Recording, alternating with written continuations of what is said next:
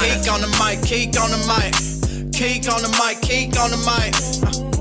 People, this the intro. Talk bad about my team, you must be a clown. This is Keek on the mic, so you know you better bear down. Bear down. Bear down. So, Bears fans, the Chicago Bears are an absolute mess. I wanted to kind of take a step back and kind of process what happened to the loss to the Denver Broncos. I didn't want to come on right away. I want to take a step back, get my thoughts and process everything that has happened the last couple of days, because there's a whole lot of things going on surrounding the Chicago Bears, and I am going to give my opinion on every single thing right now on this episode. This is going to be a longer episode today right here on Keek on the Mic, because I'm going to go over everything. I'm going to go over the loss to the Denver Broncos, where the Chicago Bears had a 21-point lead and the Denver Broncos scored 24 unanswered points to beat the Chicago Bears. The Bears were up 28-7. We'll get into that. I also want to touch a little bit on the Chase Claypool situation. And then to end the podcast today, right here on Keek on the Mic, I want to talk a lot about head coach Matt Eberflus and how I feel like it is time to fire head coach Matt Eberflus from the Chicago Bears. So first things first, talking about the implosion against the Denver Broncos. Everyone knows what happened. Up 28-7. Denver scores at literally the end of the third quarter to make it 28-14. So we go into the fourth quarter leading the Denver Broncos by a score of 28-14. And we all know what happens next. And it sucks, Bears fans. And this is rock bottom, because the Chicago Bears finally gave Bears fans a little bit of hope during this game. Everyone thought that this was going to be the first win of the season. You get a big win against the Denver Broncos. Now you're going into Thursday Night Football against the Washington Commanders. Maybe you can get things going. And no, the Chicago Bears found a way to disappoint Bears fans once again. And what sucks about this game is that Justin Fields had an absolute career day for the Chicago Bears. He had his best game in a Chicago Bears uniform. The dude went 28 for 35, 335 yards, which was his very first 300-yard passing game in a Chicago Bears uniform. He had 4 passing touchdowns, and of course, he had that interception at the end of the game. So Justin Fields played absolutely lights out, and you guys all know how I feel about Justin Fields. I am a Justin Fields supporter. This game, this loss to the Denver Broncos, this implosion against the Denver Broncos is not on Justin Fields whatsoever. Justin Fields played lights out. You guys can say what you want about the fumble late in the game to tie the football game at 28-28. And my comment on that is that the Bears ran the same play multiple times, and it was successful during this game. But for some reason, the design on that play didn't have a tight end or a blocker chipping that DN. So right when Justin Fields has back turned, right when he turned to throw the ball, the dude was right in his face. There is absolutely nothing that Justin Fields could have done on that play. Even if he attempted to take the sack, it was supposed to be a routine naked bootleg rollout for easy completion to Cole Kmet. But for some reason on that design, it just didn't work. It wasn't a good play design on that play, which was interesting because we ran that play multiple times during that game against the Denver Broncos, and it worked. So for some reason on that play, the execution just was not there. In terms of Justin Fields' interception, it shouldn't even have come down to that. A lot of Bears fans are saying, well, Justin Fields doesn't know how to lead a game-winning drive. It shouldn't have come down to Justin Fields leading the Bears to a game-winning drive. Justin Fields and the Chicago Bears offense gave us 28 points, Bears fans.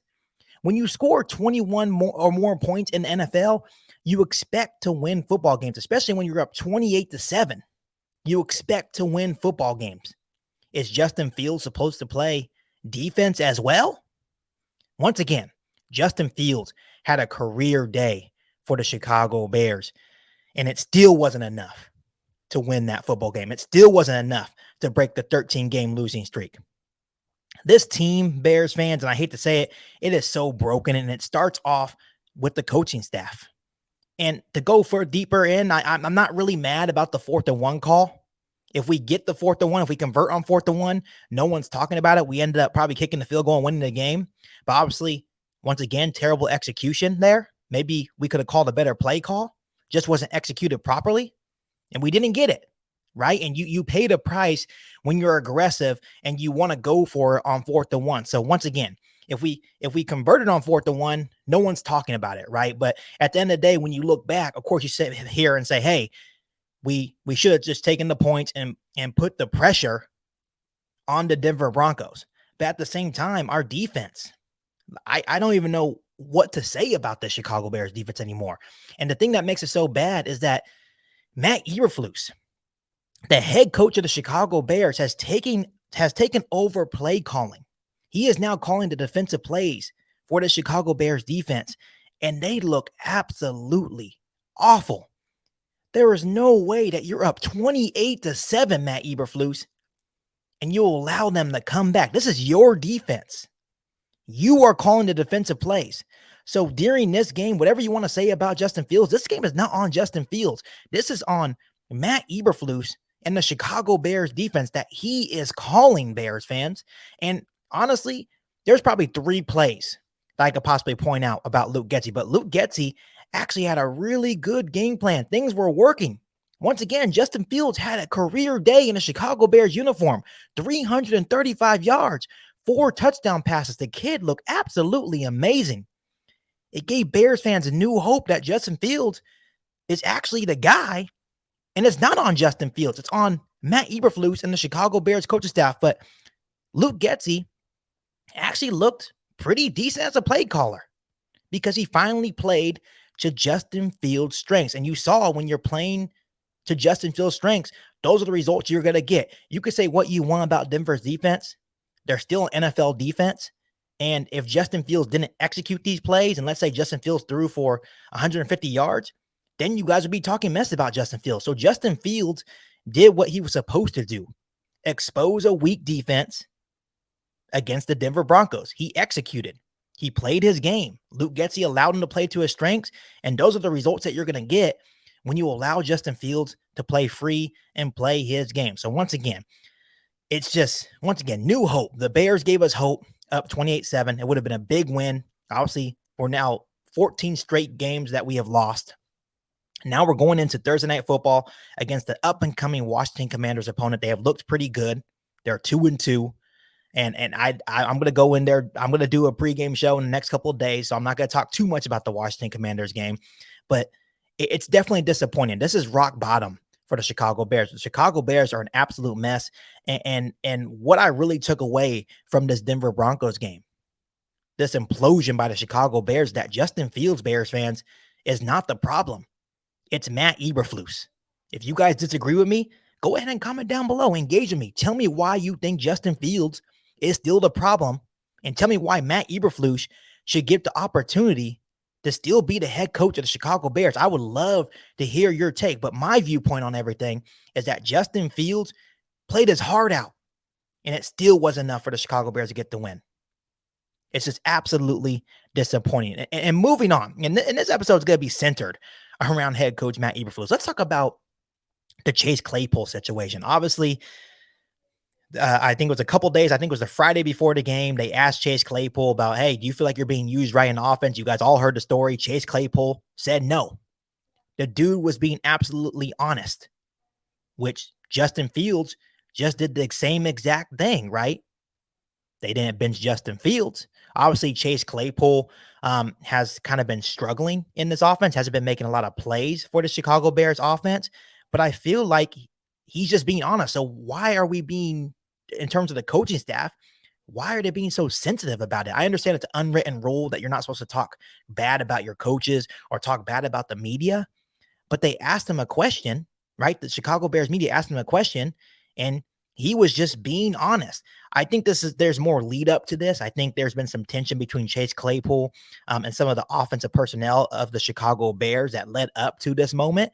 So maybe in Chase Claypool's mind, he's like, you know what? Maybe I'm just going to be honest so I can get out of Chicago and find a better situation. But I feel like this is not all on Chase Claypool. You could say what you want about his immaturity issues, but I feel like Luke Getsy, once again, hasn't put Chase Claypool in the right situations to succeed. This was the first game against the Denver Broncos where we finally saw some explosion from the Chicago Bears offense. Obviously, Chase Claypool wasn't out there to benefit from that. and the way Luke Getsy called this game against the Denver Broncos. But in the prior games, we weren't even really using Chase Claypool. Of course, against the Kansas City Chiefs, Chase Claypool had an opportunity to make a big play down the field. It was dropped. But at the same time, we weren't really using Chase Claypool. So now what's going to happen is that it looks like they're going to try to trade him for a 5th-round pick. I don't think they're going to get a 5th-round pick. There was actually a report today that if they can't find a trade partner for Chase Claypool, then they'll just go ahead and cut him. And obviously, at this point, that looks really bad on GM Ryan Poles. We gave up the 32nd overall pick to bring Chase Claypool in.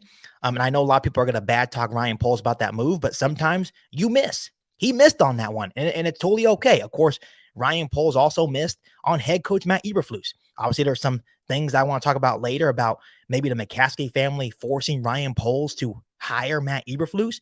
But right now, Ryan Poles is the GM of the Chicago Bears. Now we can legitimately grade Ryan Poles on some of these moves. And now it looks like this move on to acquire Chase Claypool for the 32nd overall pick was an absolute miss. Things didn't work out. Sometimes things happen. Did the Chicago Bears put Chase Claypool in the best situations to succeed? I'm not sure if that's the case, right? But at the end of the day, Chase Claypool made a decision to say no. He was honest. It's okay to have an opinion. He has a right to have an opinion. He has the right to say how he feels. And overall, until this game against the Denver Broncos, the offense of the Chicago Bears looked absolutely terrible. But here's the thing about Chase Claypool that cracks me up. And this is when we really get in to head coach Matt Eberflus. And this is what really bothers me about head coach Matt Eberflus. And kudos to the Chicago Bears media for finally drilling this guy, finally asking him the tough questions and not allowing him to skip around the situation around Chase Claypool, right? So going into the game, right, obviously they made Chase Claypool inactive, but Matt Eberflus and Justin Fields had 2 separate answers in regards to Chase Claypool. Matt Eberflus apparently said that they told Chase Claypool that he was going to be inactive the morning of the game. But Justin Fields told the media that Matt Eberflus said that they told the team on Saturday night that Chase Claypool was going to be inactive. Why in the world would Matt Eberflus give a different answer, right? And then when they asked Matt Eberflus after the game about the Chase Claypool situation, and obviously Matt Eberflus made it very clear that Chase Claypool is going to be away from the team this week, making him inactive once again for the Thursday night football matchup against the Washington Commanders. They asked Matt Eberflus, so what transpired to make you guys want to make Chase Claypool inactive? And he just kept saying, it's what's best for the team. It's what's best for the team. We think it's what's best for a team. He kept saying the same answer. But once again, kudos to the Chicago Bears media for continuing to drill him. Like, hey, we need more transparency. The Chicago Bears media kept saying, we need more transparency. You need to go in deeper detail. And obviously, coaches don't like to talk about the conversations, but we need to know more information. What went down? Is there tension between Chase Claypool and some of the Chicago Bears offensive personnel? Is there tension between you and Chase Claypool? We need more detail on the situation. But right now, Matt Eberflus is not willing to give those details. He just keeps saying it's what's best for the Chicago Bears organization. So at this point, Matt Eberflus, to me, has lost the locker room. And I think it's going to continue every game that we lose. It's going to continue to get worse. These guys in the locker room don't believe in Matt Eberflus's vision anymore. They don't believe in the hits principle anymore, right? And that's what Matt Eberflus is based on, right? He's based on effort, but it seems like these players no longer want to play for Matt Eberflus. They no longer want to give Matt Eberflus the effort. They're going to play to win because they want to win. They're tired of losing. But I just don't think there's a lot of respect, or at least the respect is starting to wear down in terms of head coach Matt Eberflus. There's no identity to the Chicago Bears football team. And to me, the leadership qualities of Matt Eberflus are just really lacking as a Chicago Bears head coach. Matt Eberflus, Bears fans, and I'm just going to throw up some stats here in regards to head coach Matt Eberflus. He is now 3-18 as a Chicago Bears head coach, which is the worst record to start a tenure as a Chicago Bears head coach in their first 21 games as the head coach of the Chicago Bears. But for some reason, we are still giving this guy more and more opportunities. I know they say that the McCaskies, they don't do that. That's not the McCaskey way, right? They don't fire head coaches mid-season in this organization. I call bullshit. Kevin Warren, Ryan Poles, if you lose Thursday night and you have that mini bye, and let's say it's another embarrassing loss to the Washington Commanders, you have that mini bye, go ahead and cut your losses and fire head coach Matt Eberflus. Say, you know what, Ryan Poles, I would respect you a lot more. I know Bears fans would respect you a lot more and say, you know what, I made a mistake. Matt Eberflus was unable to get it done. So I'm going to cut my losses and admit that I made a mistake and fire Matt Eberflus after if you lose Thursday Night Football to the Washington Commanders. And just like I said, in my live stream, if you guys watch my live stream, I say, you know what, I've seen enough of head coach Matt Eberflus. And now that, the situation around Alan Williams was kind of interesting because now that put Matt Eberflus kind of on a microscope, right? When Alan Williams went out, now Matt Eberflus was forced to call the defensive play calls. And to me, the defense has looked worse than when Alan Williams was running the show, right? And Alan Williams was a bad defensive coordinator. The defense still looked bad. But I feel like the defense has been worse under head coach Matt Eberflus calling the defensive plays. And the funny thing about it is he's a defensive coordinator. We hired Matt Eberflus because he was a great defensive coordinator with the Indianapolis Colts. Isn't that crazy, Bears fans? So personally, this is just my opinion. I have seen enough of head coach Matt Eberflus. Once again, the McCaskey way says that they're not going to fire head coach mid-season. But at this point, Matt Eberflus has shown us nothing. He has shown us nothing or has given us no reason why he should be still the head coach of the Chicago Bears. He's 3-18 as a head coach of the Chicago Bears. He has shown no leadership qualities. His philosophy and methods, the HITS principles, it doesn't work. It's not working here in Chicago. So Ryan Poles, Kevin Warren, or the McCaskey family, just go ahead and count your losses and move on. And I'm going to say this firsthand, Bears fans, going back to the Justin Fields thing. To me, I still believe it's not a Justin Fields problem. I feel like Justin Fields continues and builds on that game against the Denver Broncos. Let's say he maintains the same rhythm. I'm not saying throw for 300 yards a game, but let's say he goes 250 plus yards a game for 2 to 3 passing touchdowns a game. And let's say he can try to keep the turnovers to a minimum. Then you start questioning, like, okay, we keep Justin Fields. You bring in the right coaches, right? You bring in a guy like Marvin Harrison Jr. with your top pick. You get the best left tackle in the draft. You continue to build around Justin Fields. And then you move on. Because to me, at the moment, I feel like that is the best case scenario for the Chicago Bears. I know a lot of people say they want Caleb Williams, and that's your opinion. But at the moment, I feel like Justin Fields still has the ability to be the guy for Chicago. And I feel like against the Denver Broncos, that's the game that he needed to really get things going. Hopefully that carries over. The momentum carries over from that Denver Broncos game into Thursday Night Football against the Washington Commanders. I think that would be really good for Justin Fields. Hopefully Justin Fields can try to sneak out some wins here and get things going in a winning way. But obviously the Bears have lost 14 straight, because I feel like if we could start winning some games, that'd also be really good for Justin Fields' confidence, and also be really good for Ryan Poles to realize, okay, Justin Fields is our guy. Let's bring in the right pieces, the right coaching staff, right, for Justin Fields to really make this thing work. But at the same time, Justin Fields just threw for 335 yards, and they still couldn't win because the defense blew that game for the Chicago Bears. And who is running the defense right now? Head coach Matt Eberflus. Not sitting here trying to convince you guys. If you guys really like head coach Matt Eberflus, that is your opinion. I'll respect your opinion. But at the moment, I have seen enough of head coach Matt Eberflus. So like I said, the Chicago Bears are an absolute mess. At this point, they're 0-4, staring at 0-5. So if we lose Thursday night, we got a mini bye. Maybe things change. Maybe they don't. But things got to get figured out fast. But all I know for sure, Bears fans, and I know you guys know what I'm about to say, I am still all in on quarterback Justin Fields. So Bears fans, before I let you guys go, comment down below and just engage with me. Let me know how you're feeling about the Chicago Bears. Should the Chicago Bears fire Matt Eberflus? Should they keep Matt Eberflus? Are you all in on Justin Fields, or you think they should just get rid of Justin Fields and draft Caleb Williams? Let me know down below. I want to hear from you. Let's engage with each other. And as always, I'm going to be positive as well. Let's keep the faith.